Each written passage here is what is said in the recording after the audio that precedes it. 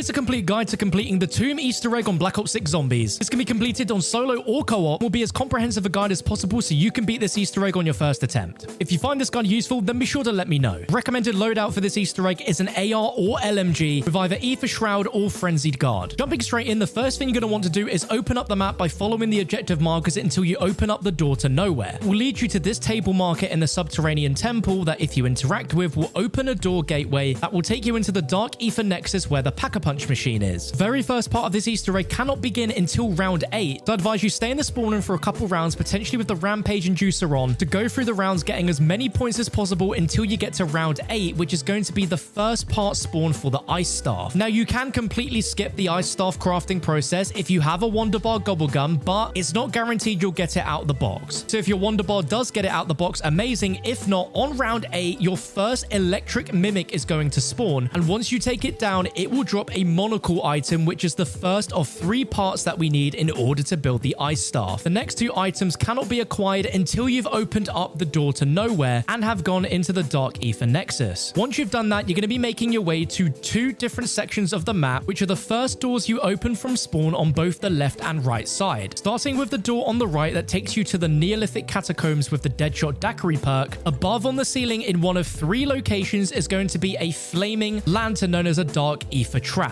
To activate the puzzle in this area, you need to shoot the lantern so that it disintegrates, and after a short wait, the lantern will move to a different location on the ceiling, and you want to get it to move to the location on the ceiling above the crafting table. As soon as it moves to this location, you'll notice that it will illuminate a wall of different symbols to the left of the crafting table, and each of these symbols correlate to a Roman numeral that you need to shoot in order from 1 to 10. The order in which these symbols are displayed change every game, but to make this really simple, here is what every symbol correlates to in Roman numerals to a number from 1 to 10. What you need to do is shoot all symbols from 1 to 10 correctly without getting any wrong in that sequence, and if done correctly, it will initiate a little mini lockdown within this area where you're going to have purple wisping zombies and parasites that you're going to need to take down before this purple wisp will move to another spot in this area. If for whatever reason you get the symbols incorrect, you have multiple attempts to continue from where you left off, starting from the last numeral. This purple orb will move around 3 or 4 times in this area, eventually giving you a max armor drop before initiating another set of zombie spawns, which includes doppelghasts, vermin, parasites. It's great to have a pack-a-punched weapon at this point. Once the orb moves back to the Roman numeral wall, you have one final set of enemies to take down, whereafter your screen will flash, you'll get a max ammo, and you'll get the headpiece of the Ice Staff. To get the third and final part, we need to repeat this exact same puzzle, but over in the tombs, where this time you need to continue to shoot that Dark Ether lantern until it moves to this location where it illuminates Roman numerals on the wall with the bull symbol. Again, shoot all the Roman numeral symbols in numerical order from 1 to 10 again, but this time you only go up to 8 with this one. And once all have been shot in the correct order, you'll be in another mini lockdown where this orb will move around several times, spawning different zombie enemies that you need to take out, which will include doppelghasts, shock mimics, parasites. But once you are done, the wall will reveal a max ammo as well as the staff piece for the Ice Staff. With all staff pieces, make your way to the Dark Ether Nexus and interact with this machine directly in the middle to place the Ice Staff parts, and now you'll begin a mini lockdown where you need to protect the Staff of Ice from taking too much damage from zombies. Now, this is a surprisingly more difficult defense step than what it first seems. There are a lot of zombies that spawn during this that will be going for you, but some of the zombies and vermins will have a purple smoke on them where they will only be attracted to the Staff of Ice and damaging this main structure, which will take down the health of the Staff of Ice. My best strategy here is to simply train the zombies up in front of this area, focusing mainly on the parasites and then looking back to see if there are any zombies that have a purple smoke to take them down. If you focus on that and keep most of the zombies just in a train in front of this defend, you shouldn't have too much trouble because you're only focusing on the zombies that are important to take down. You can fail this if it takes too much damage, and if it does, you simply need to progress another round to then retry again. But once you've defended it for long enough, the horde will be wiped out and you will now be able to pick up the Staff of Ice. Now we we have the Staff of Ice, the next step for the main Easter egg is to upgrade the Staff of Ice. And to do so, we're going to need to revisit the Dark Ether lamps. Now, on either the left side of the main map or the right side of the main map, this step requires you to freeze 3 Dark Ether lamps with the Ice Staff within 3 separate sections of the map, being the very beginning, the middle, and then the subterranean temple area being last, all within 10 to 15 seconds. On screen now, you're going to see an optimal route on the right side of the map where Deadshot is, and as you can see, the moment I shoot the first one, I run straight into the ossuary to shoot the second, and then when I get to the subterranean temple, the final one is right as I enter the room. Now, your locations don't have to match what you're seeing here, but it is advised to shoot the lanterns with a bullet weapon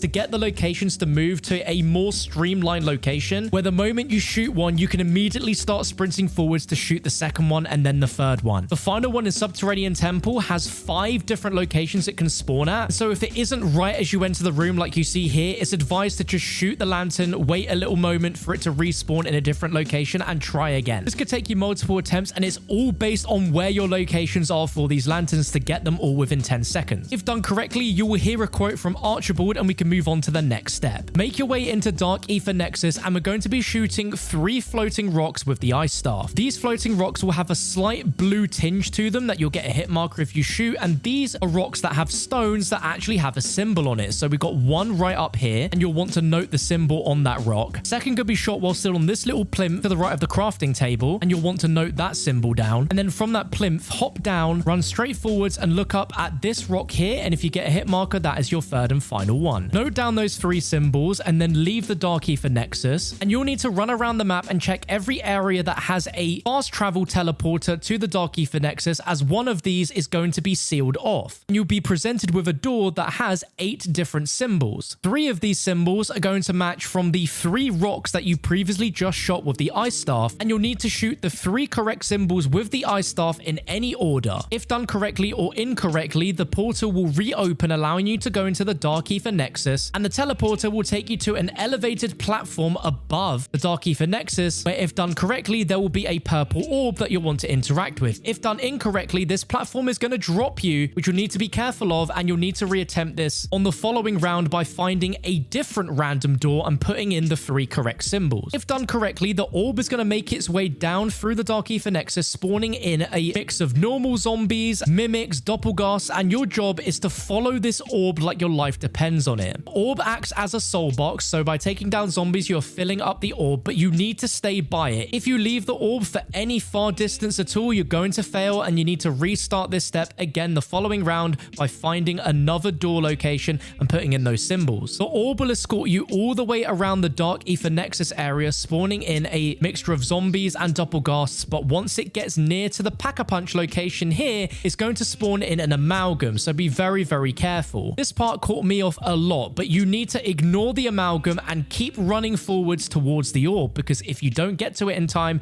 you will fail and you need to restart this step again. But like I said, best advice is to ignore the amalgam and keep running forwards to get to the orb, as the amalgam will just follow you, and if you get enough zombie souls in the orb in time, you don't even need to take down the amalgam at all. The final route of the orb will take you back to the machine that gave you the Ice Staff, but with the orb now inside of it, you are now able to place in your staff and upgrade it, where once you have this upgraded to All's Fury, we can finally move on to the final few steps of the Easter egg. Now that we have the upgraded Ice Staff, if you press left on your D-pad or whatever it's binded to on your keyboard, the staff will be spanned 180 degrees to reveal the green tip at the end, which is a revive ability. Look at this vermin statue and use that revive ability on the purple crystal housed within the statue. And you'll notice that the crystal will now turn into a smoking blue that you'll be able to pick up. What we need to do now is take this over to the vermin statue in the main part of the map, which can be found in the spawn room. Placing this down on the vermin statue will start a lockdown where you will have a ton of vermin to take down within a certain amount of time. Even on solo, this is quite overwhelming, but the easiest way to take these vermin out is to simply use a charged shot of your Ice Staff, which requires either 9, 6, or 3 bullets available, and simply by charging down the right trigger, you'll freeze all of the vermin, and within no time, you'll have completed that lockdown. You'll now be able to pick up this purple crystal once again, and you'll have to safely escort it back to the plinth in the Dark Ether Nexus, but only one of the teleporters in the area is going to be active, and you have a amulet energy health bar where if too many zombies hit you, the crystal will inflict damage, and if too much damage is taken, you're going to need to repeat this all over again.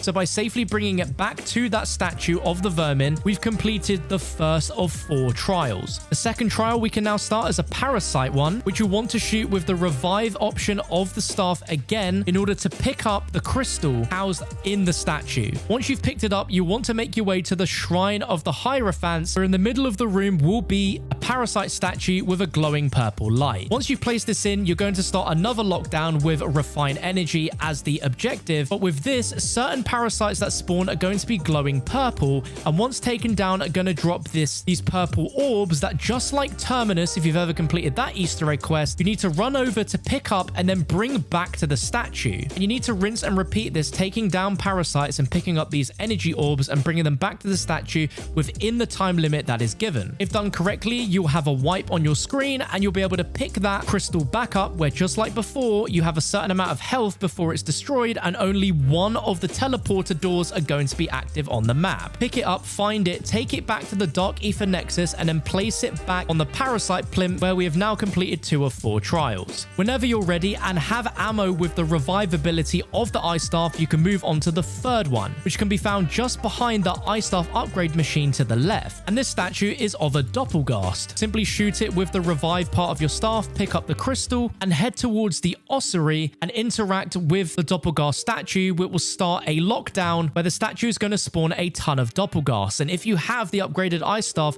all you need to do is just charge it up and shoot it at the ground, and these Doppelgasts will be taken out extremely quickly. All the challenge requires is you to just take out the Doppelgast within that time limit, and if completed successfully, you'll be able to re-pick up that crystal from the statue, where again, you'll only have a certain amount of health with it in order to take it back to one of the remaining fast travels back to the Dark Ether Nexus and place it back in that statue location that matches the Doppelgast in the Dark Ether Nexus. Once that is done, your fourth and final one is going to be an amalgam statue, which is just adjacent to the back right side behind the staff upgrade machine, where again, shoot it with the revive part of the staff, pick up the crystal, and make your way through the subterranean temple to deep excavation, where the statue that corresponds will be down here. In order to complete this challenge, it is going to spawn an elite amalgam that you're going to need to take out, but at various points, it will become immune with a bubble shield that will be taking the life source from a heavy zombie somewhere in the area. And once you take down that heavy zombie, the bubble shield will be destroyed, allowing you to put more damage back into this elite boss. Once the boss has been taken down, pick up the crystal from the statue, run around the map to find that one Dark Ether Nexus portal that's still open, and place the crystal on the amalgam statue. And with all 4 of those trials completed,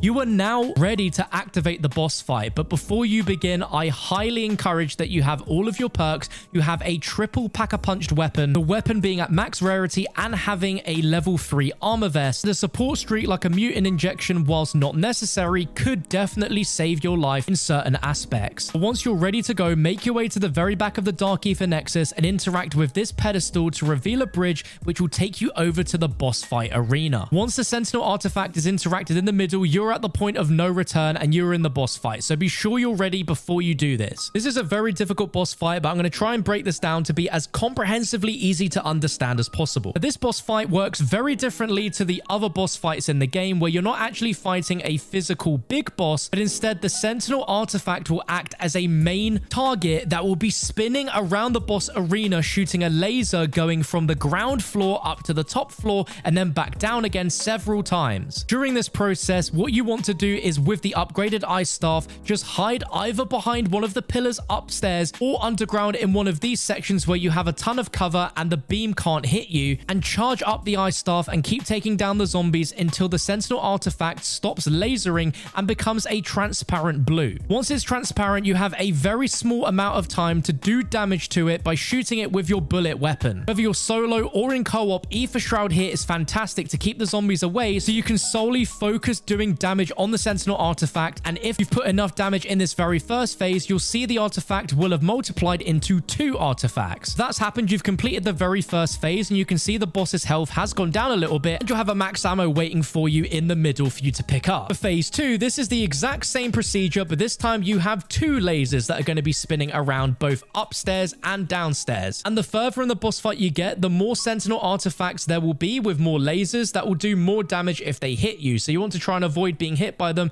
as much as possible. But in between these laser phases, you want to be taking out the zombies using your upgraded ice staff or your bullet weapon so that you have your ether shroud charged back, ideally by the time the Sentinel artifacts go transparent again. And once they do, you want to just continuously focus your fire on one of the Sentinel artifacts, and if you've done enough damage in time, it will transform into a red see-through Sentinel artifact where you'll then be able to focus fire on the other. And if done correctly, you'll get a max ammo. You'll see the boss fight health bar drop down even more, and you'll now have 4 Sentinel artifacts that will be beaming 4 lasers around the map arena. From my experience here running solo, staying underground in this section is a lot easier than staying above ground. And again, I'm just charging up my ice staff, trying to take out zombies as quickly as I can in order to get my ether shroud back. Eventually, after avoiding the lasers for a long enough time, there will be 4 Sentinel artifacts in the middle that you'll now be able to focus your fire on. But once you've taken down one, you will see that it will float back into the middle as a red, and you won't be able to put any damage into the other 3. This new red Sentinel artifact is going to spawn a bunch of boss zombies, including doppelgast and amalgams, as well as a special heavy zombie that has a red Sentinel artifact on its body. Now, if you don't complete this phase of the boss fight within the time before the lasers finish, you're going to have to repeat this again. But you'll want to first focus on taking down the elite zombie bosses like the amalgam and the doppelgasts. And once they've been taken down, you then want to go ahead and take down that heavy zombie, leaving only normal zombies and then this armored Sentinel artifact zombie left. Now, your aim is to take the zombie down, and once it's weak, it will drop the Sentinel artifact that you need to continuously shoot with your bullet weapon in order to complete this phase. Again, if you don't shoot the Sentinel artifact in time, it will move back into the main middle of the map, and you'll have to repeat this phase all over again with a new spawn of amalgams and the heavy zombie with the Sentinel artifact. If done correctly, you'll move on to the next phase of the boss, where instead of a heavy zombie type, you'll have an amalgam as well as a doppelgast that is carrying a Sentinel artifact. Now, at all times, you want to keep your distance from these Sentinel artifacted zombies because they can one-hit you just like the lasers from the Sentinel artifact as well. At this point, you also have to deal with the amalgams as well as various other elite spawns along with that Sentinel artifact doppelgast, so it's really challenging. You really want to make sure you take out the amalgams first, then focus on the Sentinel artifact zombie, making sure that you have a full reload of your LMG ready to take out that Sentinel artifact. And once you've taken down that doppelgast, you then want to be continuously shooting that Sentinel artifact that it drops so that it moves into the middle again. If you don't get to it in time, you'll have to repeat this phase again with this particular doppelgast zombie with the Sentinel artifact. Massive help is throughout running around in a clockwise direction, continuously charging your staff to do passive damage to the bosses, the zombies, as well as slowing them down so you can take out those elite bosses first before you then move on to the Sentinel artifacted boss. Preserving your ammo, your armor as well, so you have the full reload of your LMG ready to take down those Sentinel artifacts is absolutely crucial. The next special enemy you'll need to take down is a elite electrified mimic that also has a Sentinel artifact. And once taken down, shoot that Sentinel artifact with your bullet weapon, and it should split into 2 Sentinel artifacts that will then move back into the middle. The last and final phase of this boss fight is just absolutely absurd. You have multiple types of elite zombies, which now include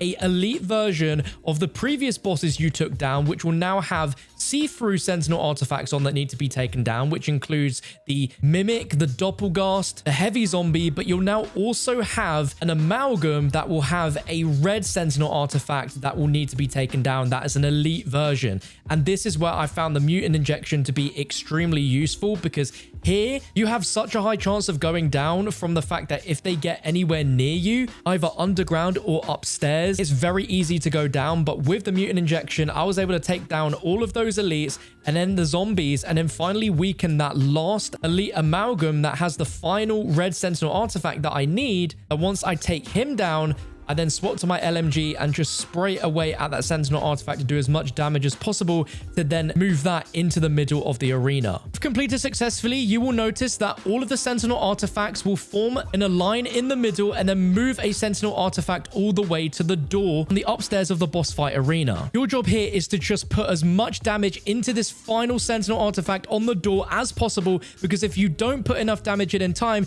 this will be a wipe mechanic ending the game. But as you can see here, we are just putting in so much damage into its health bar, and eventually we take it down, and that is the Tombs boss fight fully completed. And in the middle of the arena will be the Sentinel artifact that you can interact with, placing the amulet into it and rewarding you with the ending cutscene. If you found this video useful, please let me know by dropping a thumbs up before you leave. And if you need any other Easter egg guides for Black Ops 6 Zombies, you can find links on screen to all the other maps as well as Easter egg guides in the description.